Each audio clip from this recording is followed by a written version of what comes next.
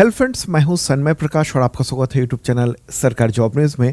और ये है weekly current affairs first week दिसंबर 2024 का, यानी इस सप्ताह के टोटल करंट अफेयर्स आपको यहीं पर एक ही जगह मिल जाएंगे।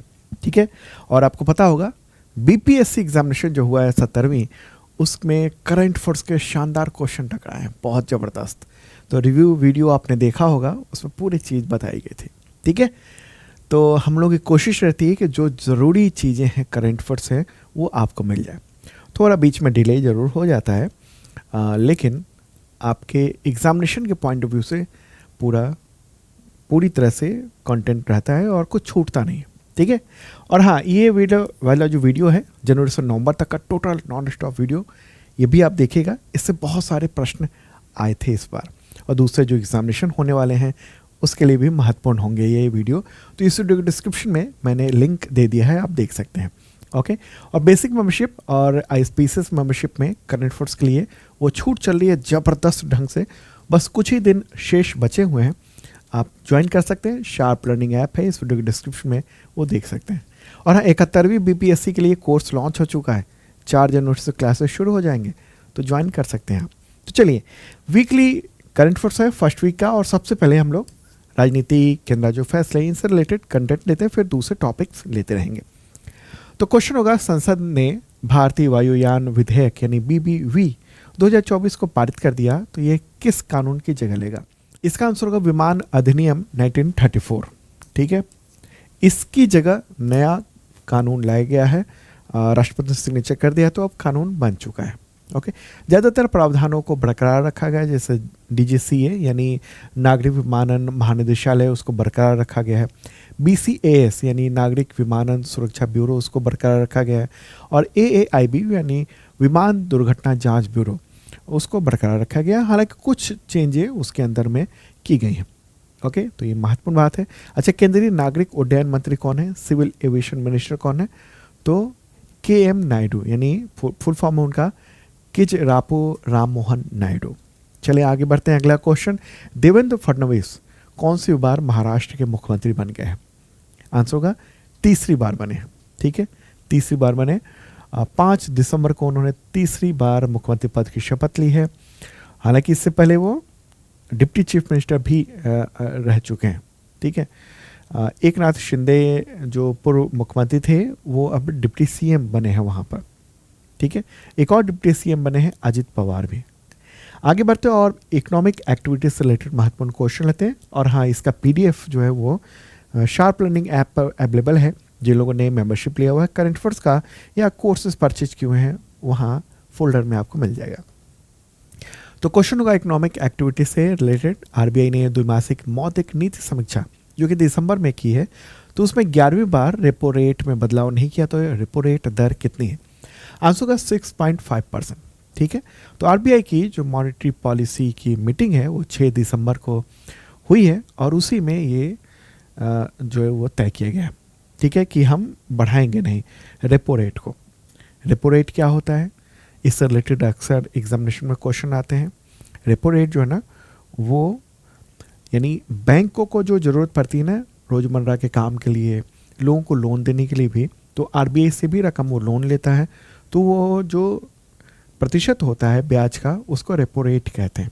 ठीक है, तो ये एक महत्वपूर्ण बात रही।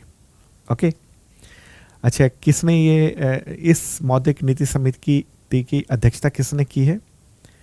तो शक्तिकांत दास ने। ठीक है, उस वक्त वो आरबीआई के गवर्नर थे, लेकिन अब कौन है गवर्नर? अब गवर्नर है संजय मल्होत्रा। ठीक है, तो अगली जो मौद्रिक नीति समिति की मीटिंग होगी, उसकी अध्यक्षता नए गवर्नर संजय मल्होत्रा करेंगे। ठीक है, आगे बढ़ते हैं। अगला क्वेश्चन, वित्त वर्ष 2024-25 की दूसरी तिमाही यानी जुलाई से सितंबर में भारत की जीडीपी विकास दर कितनी रही है? आंसर होगा 5.4%। देखिए, अनुमान से कम रहा है ग्रोथ रेट।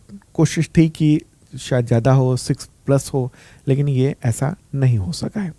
ओके, तो दूसरी तिमाही की बात हो रही है, वित्त वर्ष 2024-25 की दूसरी तिमाही की बात हो रही है। ठीक है, तो जीडीपी ग्रोथ रेट हम कम ग्रोथ कर रहे हैं। ठीक है, पिछले 7 तिमाहियों में सबसे धीमी ग्रोथ रेट है। क्यों हुआ ऐसा? मैन्युफैक्चरिंग सेक्टर में जो खराब प्रदर्शन हुए हैं उसकी वजह से जीडीपी ग्रोथ रेट कम हुई है। ओके, तो एक साल पहले दूसरी तिमाही में यानी 2023-24 की जो सेकेंड क्वार्टर था ना, उस समय का जो जीडीपी ग्रोथ रेट था वो 8.1% था और आज हम लोग गिर के 5.4% पे आ गए हैं। तो ये बदलाव देखने को मिल रहा है। तो ये किसने जारी किया ये जीडीपी के आंकड़े? तो राष्ट्रीय सांख्यिकी कार्यालय यानी एनएसओ, नेशनल स्टैटिस्टिकल ऑफिस ने ये जारी किया है, प्रोविजनल आंकड़े जारी किए हैं। ठीक है, जीडीपी क्या होता है? यानी सकल घरेलू उत्पाद हिंदी में कहते हैं, अंग्रेजी में कहते हैं ग्रॉस डोमेस्टिक प्रोडक्ट। ये इकॉनमी के हेल्थ को ट्रैक करने के लिए इंपॉर्टेंट इंडिकेटर्स को में से एक होता है। ये जीडीपी किसी एक साल या एक तिमाही में देश में पैदा होने वाले टोटल सामान और सेवाओं की कुल वैल्यू को लगभग इसको कहते हैं। ठीक है, आर्थिक विकास का सबसे बड़ा पैमाना यही होता है जीडीपी। इसके कैलकुलेशन इस तरीके से कहते हैं जीडीपी को, GDP equal to C plus I plus G plus X minus M, यानी सी मतलब कंज्यूमर एक्सपेंसेस, आई मतलब इंडस्ट्री इन्वेस्टमेंट, मतलब आप और कंज्यूमर एक्सपेंसेस मतलब आप और हम कितना खर्च कर रहे हैं, आई मतलब इंडस्ट्री इन्वेस्टमेंट यानी इंडस्ट्री जो उद्योग है वो नए क्या लग रहे हैं वो कितना खर्च कर रहे हैं, जी मतलब गवर्नमेंट एक्सपेंडिचर मतलब सरकार कितना खर्च कर रही है। इसके अलावा क्या किया जाता है, एक्सपोर्ट माइनस इंपोर्ट कर दिया जाता है, तो वो टोटल जीडीपी के कैलकुलेशन इस तरीके से होता है। चलिए आगे बढ़ते हैं और अब इवेंट से रिलेटेड महत्वपूर्ण क्वेश्चन लेते हैं, आयोजन वगैरह वगैरह।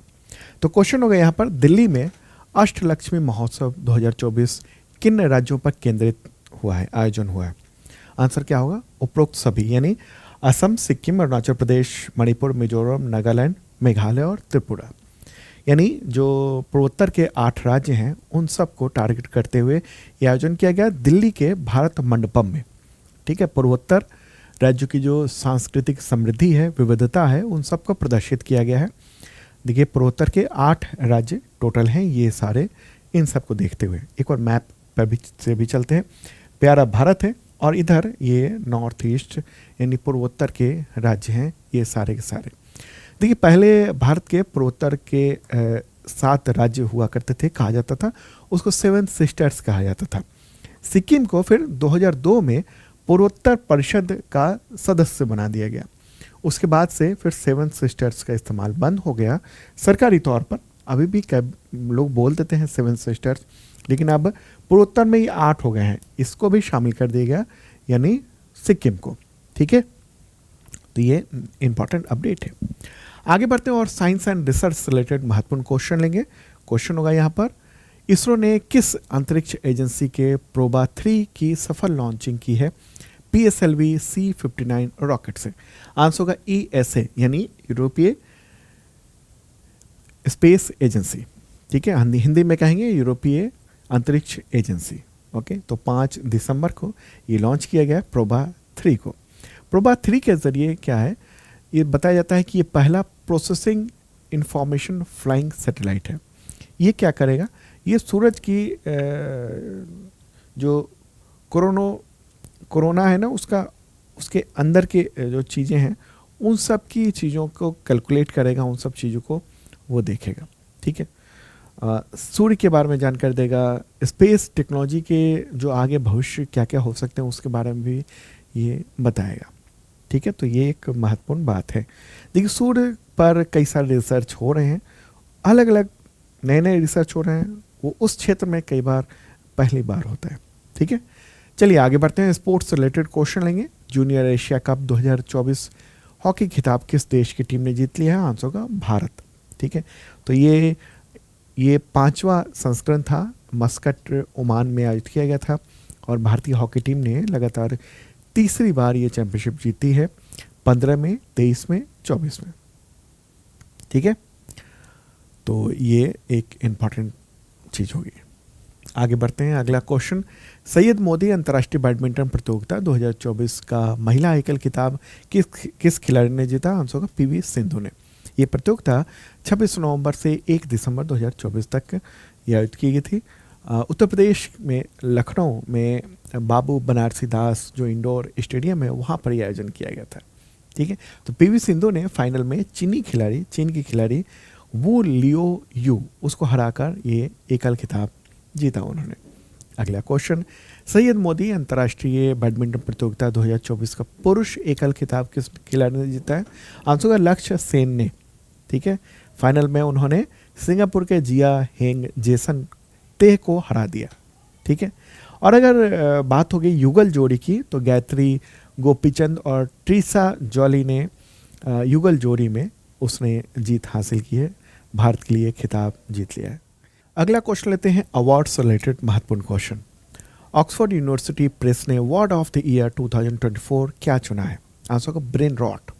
क्या है ब्रेन रॉट? मतलब क्या होता है? मतलब ये हुआ कि सोशल मीडिया प्लेटफॉर्म पर घंटों बिना सोचे समझे स्क्रॉल करने की आदत, उसको कहते हैं ब्रेन रॉट। मतलब ये हुआ आप जो लगातार फ़ोन पे 1 घंटा बीत गया, 2 घंटा बीत गया, 3 घंटे बीत गए, वो क्या है? आपका दिमाग बिल्कुल पड़ा हुआ है, बस आप स्क्रॉल करते जा रहे हैं, देखते जा रहे हैं, दिमाग कोई सोचना समझना नहीं, हम क्यों देख रहे हैं, क्यों इतने वक्त बर्बाद कर रहे हैं। ये जो आदत है इसको ब्रेन रॉट कहा जाता है। तो ऑक्सफोर्ड यूनिवर्सिटी ने इस शब्द को 2024 का वर्ड ऑफ द ईयर चुना है। तो ये महत्वपूर्ण बात है। इस शब्द जो ये जो शब्द है, ये वर्ड है, वो सोशल मीडिया पर लगातार कंटेंट देखने के कारण दिमाग पर जो नकारात्मक प्रभाव पड़ता है उसको दर्शाता है। ठीक है, आगे बढ़ते हैं, अगला प्रश्न लेते हैं। कैथोलिक चर्च के कार्डिनल बनने वाले छठे भारतीय का नाम बताएं? आंसर होगा जॉर्ज जैकब कुआकड। जॉर्ज जैकब कुआकड। परमेश्वर नरेंद्र मोदी ने भी इनको बधाई दी है। ठीक है, तो दिसंबर में इनको ये अवार्ड दिया गया। पोप फ्रांसिस ने ये अवार्ड दिया रोम में। ठीक है, वेटिकन सिटी में आयोजन किया गया था। ये मूलतः केरल के रहने वाले हैं। ठीक है, अगला क्वेश्चन लेते हैं। किस भारतवंशी कलाकार को ब्रिटेन का प्रतिष्ठित टर्नर पुरस्कार 2024 मिला है? आंसर होगा जसलीन कौर। क्या नाम है?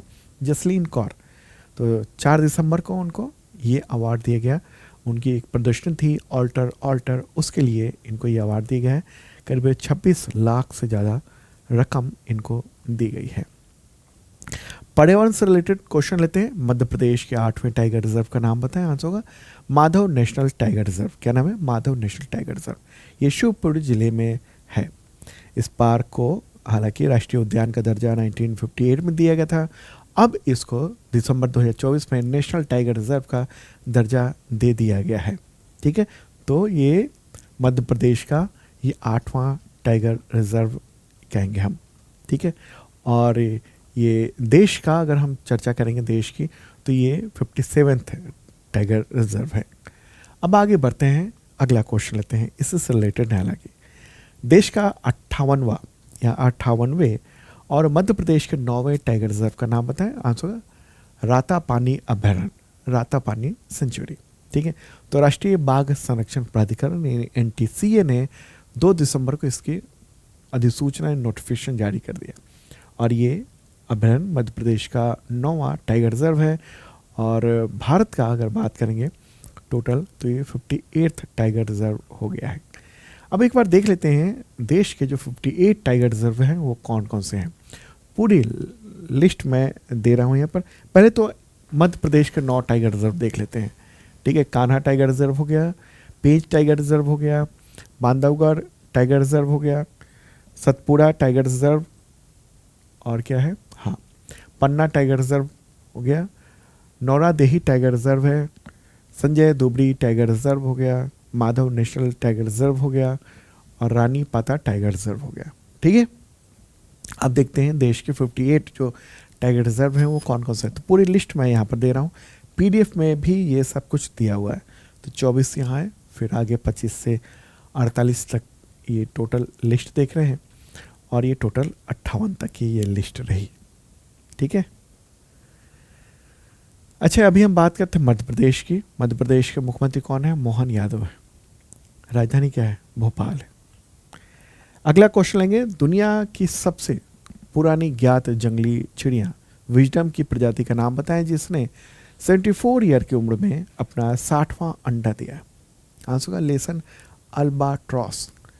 जीव विज्ञानी चकित हैं कि इस उम्र में अंडा दे रहा है, इसकी प्रजनन क्षमता इस उम्र में ही बनी हुई है। तो 60वां अंडा है, इसको ट्रैक किया जा रहा है। पिछले कई दशकों से एक एक अंडे का रिकॉर्ड रखा जा रहा है, ठीक है।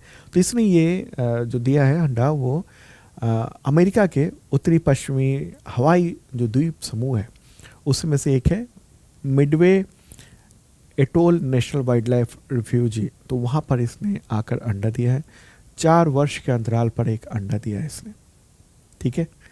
तो महत्वपूर्ण बात है। और ये एक समुद्री पक्षी है और ख़ासतौर पर ये उत्तरी प्रशांत क्षेत्र में ये पाया जाता है, इस इलाके में ये पाया जाता है यहाँ पर। ओके, आगे बढ़ते हैं और योजना से रिलेटेड महत्वपूर्ण क्वेश्चन लेंगे। केंद्रीय मंत्रिमंडल ने 18 राज्यों में कितने नए केंद्रीय विद्यालय बनाए जाने की मंजूरी दी है? आंसर होगा 85, टोटल 85 नए बनाए जाएंगे, ठीक है।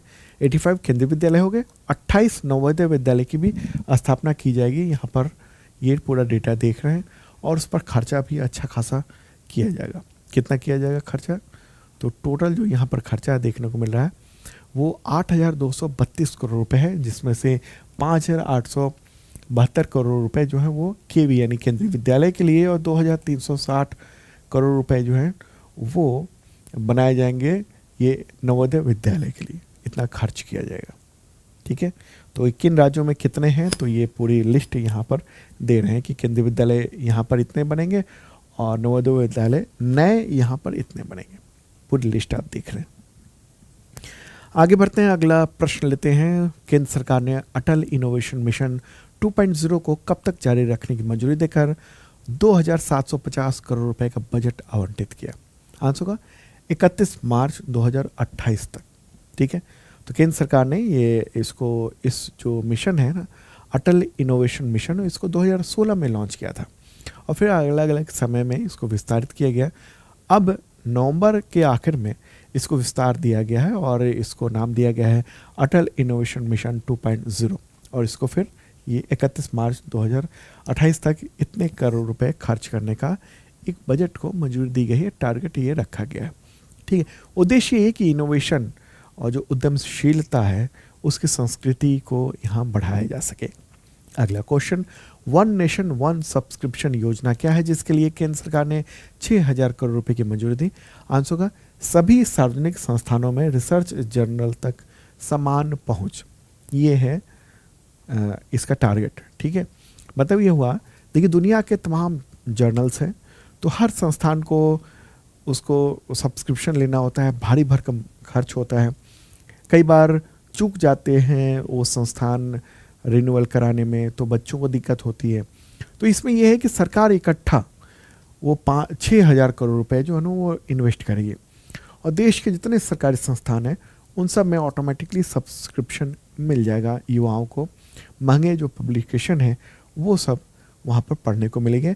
ये पब्लिकेशन ज़रूरी है, दुनिया में जो भी रिसर्च हो रहा है उसको जानना बहुत ज़रूरी है ताकि आप उससे बेहतर रिसर्च कर सकें। अगला क्वेश्चन, केंद्रीय मंत्रिमंडल ने राष्ट्रीय प्राकृतिक खेती मिशन के लिए कितने रकम की मंजूरी दी है? आंसर होगा 2,481 करोड़ रुपए, ठीक है। तो ये NMNF यानी नेशनल मिशन और नेचुरल फार्मिंग ये मिशन है और नेचुरल फार्मिंग को बढ़ावा देना है और इसके लिए ये रकम जो है ना वो मंजूरी की गई है टोटल।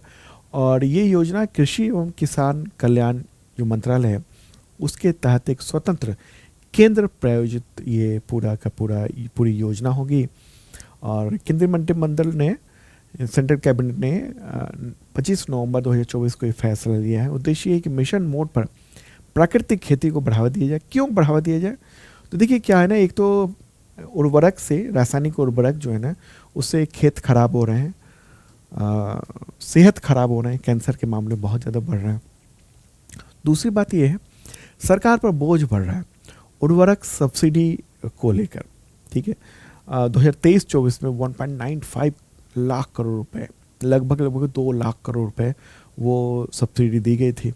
तो उसमें कुछ कमी है और लगातार चूँकि ज़मीन जो है रासायनिक खाद और मांग रहा है और दुनिया में महंगाई बढ़ रही है रासायनिक खाद के लिए। जैसे हम लोग यूरिया बनाने के लिए जो चीज़ें हैं वो हम मंगवा रहे हैं रूस से और कई सारे देशों से, यूरोपीय देशों से भी मंगवा रहे हैं केमिकल, तो उसका खर्चा लगातार बढ़ रहा है। तो ऐसे में सरकार कोशिश है कि प्राकृतिक खेती जो ना वो बढ़ाया जाए। ठीक है। और ख़ास तौर पर जो है ना वो 16 राज्यों में इसको ज़्यादा विस्तार दिया जाएगा। 16 राज्य कौन कौन से हैं?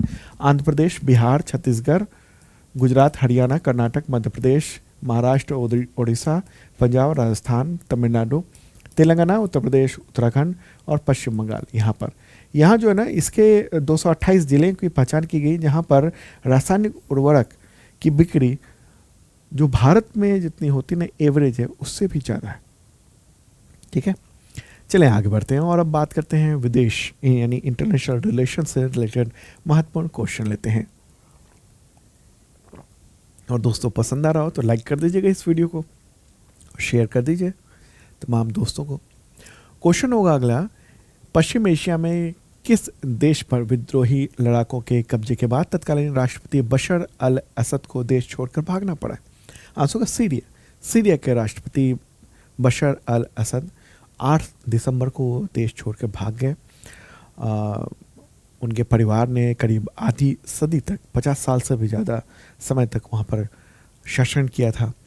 14 साल से सीरिया में गृह युद्ध चल रहा था और ये नतीजा ये हम लोग देख रहे हैं कि अब विद्रोहियों के कब्जे में आ गया है। सीरिया चलते हैं, प्यारा भारत है ये, और ये पश्चिम एशिया है जिसको अमेरिका यूरोप के जो देश हैं वो मिडिल ईस्ट कहते हैं, लेकिन एक्चुअली में ये वेस्ट एशिया है। तो इसी में यहाँ पर ये देख रहे हैं ये सीरिया है, और सीरिया पर जो विद्रोहियों ने कब्जा किया ना उसमें बड़ी भूमिका तुर्की, इधर इज़राइल, ठीक है, इन और दूसरी तरफ अमेरिका, उनकी बड़ी भूमिका है। ठीक है, सीरिया की राजधानी क्या है? दशमिक। मुद्रा क्या है यहाँ की? सीरियाई पाउंड है।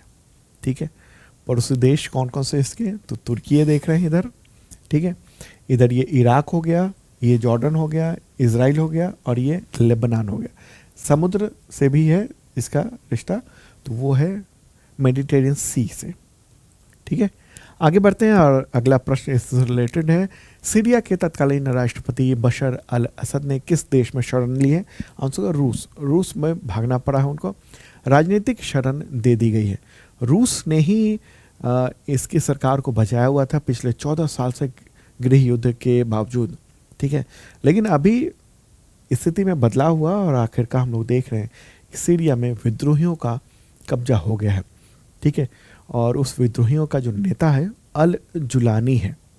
ठीक है, वो जो समूह है HTS कहा जाता है उसको।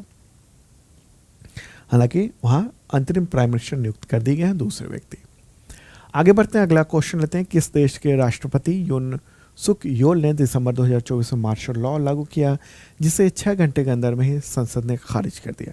आंसर होगा दक्षिण कोरिया। ठीक है, 3 दिसंबर को मार्शल लॉ लगा दिया था, सेना को संसद भेज दिया घेरने के लिए, लेकिन सांसद जल्दी से पहुंच गए, उन लोगों ने वोटिंग की और इसको खारिज कर दिया। ठीक है, हालांकि इसके बाद फिर ये जो राष्ट्रपति दिख रहे हैं इनके खिलाफ कार्रवाई शुरू हो गई है। बाद में इम्पीचमेंट किया गया। पहली बार तो इम्पीचमेंट की कोशिश हुई तो वो वोट पूरे नहीं हो पाए थे, असफल हो गया, तो दूसरी बार इनको इम्पीचमेंट का प्रोसेस पूरा कर दिया गया है और इनकी राष्ट्रपति की जो शक्तियां हैं वो छीन ली गई हैं। ठीक है, आगे बढ़ते हैं और अगला क्वेश्चन लेते हैं। और हाँ, एक बार चलते हैं दक्षिण कोरिया, साउथ कोरिया भी चलते हैं, मैप के ज़रिए देखते हैं। प्यारा भारत है और इस तरफ चाइना के पास में हम देखेंगे ये है साउथ कोरिया, ये वाला हिस्सा जो आप देख रहे हैं ये। ठीक है, इधर वाला जो है ना वो नॉर्थ कोरिया है और ये वाला जो है वो साउथ कोरिया। इसकी राजधानी है सियोल। मुद्रा कोरियाई गणराज्य वोन। ठीक है, पड़ोसी देश एकमात्र है इसका दक्षिण कोरिया। समुद्र है सी ऑफ जापान इधर और इधर येलो सी है। अगला प्रश्न लेते हैं। नामीबिया की पहली महिला राष्ट्रपति कौन बनी है? आंसर होगा नेटुम्बो नंदी नदैतवाह। ठीक है, चूंकि पहली महिला है इसलिए महत्वपूर्ण होता है क्वेश्चन। जब भी पहली बार कुछ गतिविधि होती है तो वो सब इंपॉर्टेंट होता है एग्जामिनेशन की। ठीक है, तो अफ्रीकी देश है नामीबिया, तो वहाँ पर इनको 5वीं राष्ट्रपति के तौर पर चुना गया है, 5वां राष्ट्रपति, और उनमें महिला पहली है ये। ठीक है, नामीबिया चलते हैं वहाँ से हम लोगों ने चीते भी मंगवाए थे। प्यारा भारत है और यहाँ पर हम लोग देखेंगे नामीबिया ये रहा। ठीक ठीक है। ये यहाँ पर ये चुन ली गई हैं। ओके, नामीबिया के बारे में जाने, उसकी राजधानी क्या है? विंडहोक है, राष्ट्रपति है नांगोलो मुबाम्बा, और निर्वाचित राष्ट्रपति हैं नेटुम्बो नंदी नदैतवा। ठीक है, ये निर्वाचित राष्ट्रपति जो 2025 में ये 21 मार्च को इसका राष्ट्रपति बन जाएंगे। ठीक है, तब तक के लिए नांगोलो मुबाम्बा जो है वो ही राष्ट्रपति हैं।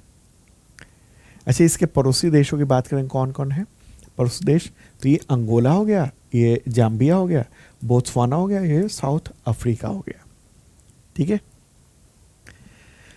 आगे बढ़ते हैं। अगला क्वेश्चन, भूटान नरेश का नाम बताएं जो दिसंबर 2024 में 2 दिवसीय यात्रा पर भारत पहुंचे थे।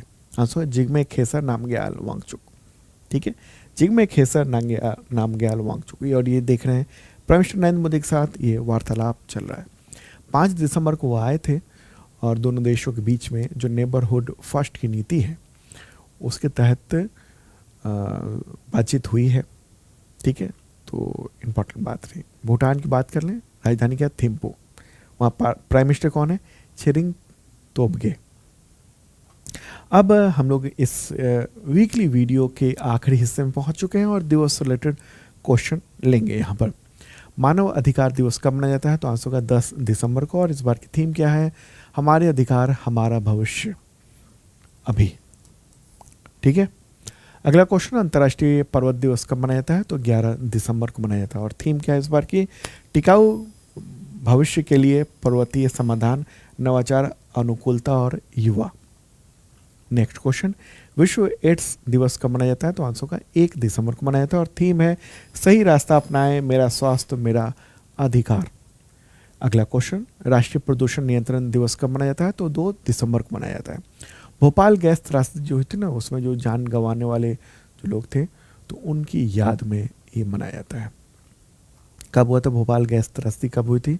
2 और 3 दिसंबर की रात को 1984 में। ठीक है, भोपाल में जो यूनियन कार्बाइड था, अब डॉव केमिकल्स कहते हैं, तो उसी में गैस रिसा हुआ था, जहरीली गैस थी, उसका नाम था मिथाइल आइसोसाइनाइड। अगला क्वेश्चन लेंगे, विश्व कंप्यूटर साक्षरता दिवस कब मनाया जाता है? तो 2 दिसंबर को मनाया जाता है।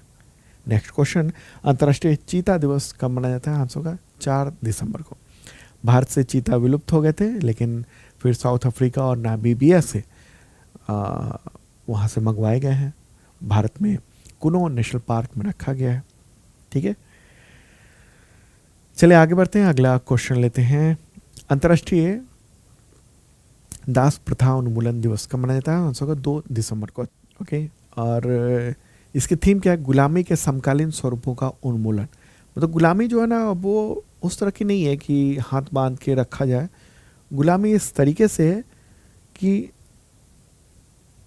नौकरी पर रखे गए और गुलाम की तरह आपसे व्यवहार किया जा रहा है और आपको पता ही नहीं चल रहा है कि गुलाम बनाया जा चुका है आपको, इस तरीके से। ठीक है, तो ये समकालीन गुलामी के एक और गुलामी के नए तरीके, जैसे महिलाएं हैं, उनको जिस तरीके से रखा गया, उनके साथ जिस तरीके से विवाह हुआ, उसके बाद वो बिल्कुल इस तरीके से व्यवहार किया जा रहा है कि वो गुलामी की स्थिति है, उनकी निजी आज़ादी नहीं है। तो इसको समकालीन आज़ादी की, समकालीन गुलामी की बात की जा रही है। ठीक है, तो अभी उनको भी आज़ाद किया जाए। आगे बढ़ते हैं, भारतीय नौसेना दिवस कब मनाया जाता है? आंसर का 4 दिसंबर को। ठीक है, 4 दिसंबर को क्यों? देखिए 1971 में भारत और पाकिस्तान के बीच में जो युद्ध हुआ था, तो 4 दिसंबर को पाकिस्तान के खिलाफ इंडियन नेवी ने ऑपरेशन ट्राइडेंट शुरू किया था। ठीक है, नौसेना 4 दिसंबर 1971 को उस युद्ध में प्रवेश किया था और जीत में बहुत ही अहम रोल अदा किया था। कराची में तो धुआं कर दिया था। अगला क्वेश्चन, विश्व मृदा दिवस कब मनाया जाता है? आंसर का 5 दिसंबर को। थीम क्या है इस बार की? मिट्टी की देखभाल, माप, निगरानी और प्रबंधन। ठीक है, caring for soil, measures, monitor और मैनेज। अगला क्वेश्चन, सशस्त्र सेना झंडा दिवस कब मनाया जाता है? तो आंसर का 7 दिसंबर को। अगला क्वेश्चन लेते हैं, अंतर्राष्ट्रीय नागरिक उड्डयन दिवस कब मनाया जाता है? तो 7 दिसंबर को मनाया जाता है और थीम है इस बार की सुरक्षित आकाश टिकाऊ भविष्य अगले 80 वर्ष तक साथ साथ। नेक्स्ट क्वेश्चन, किस महापुरुष की पुण्यतिथि 6 दिसंबर को महापरिनिर्वाण दिवस के रूप में मनाया जाता है? आंसर होगा डॉक्टर BR अम्बेडकर। महापरिनिर्वाण का मतलब होता है मुक्ति। ठीक है, तो दोस्तों ये था इंपॉर्टेंट करंट अफेयर्स आप सबके एग्जामिनेशंस के लिए। मिलते हैं नेक्स्ट वीडियो में। सेकेंड वीक का भी वीडियो देखिएगा आप, और डेली वीडियो जो है वो भी आ रहा है। Okay, bye.